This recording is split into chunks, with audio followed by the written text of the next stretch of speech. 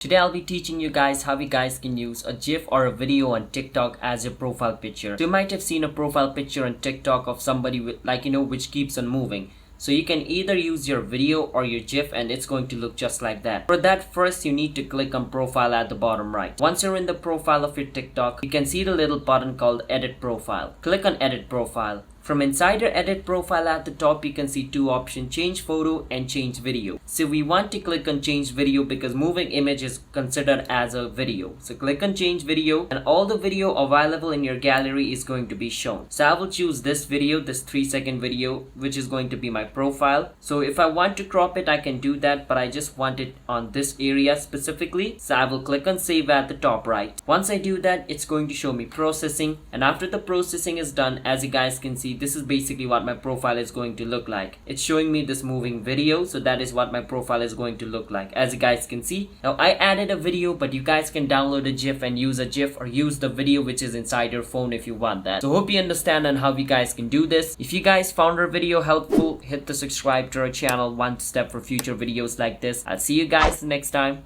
Bye bye until then.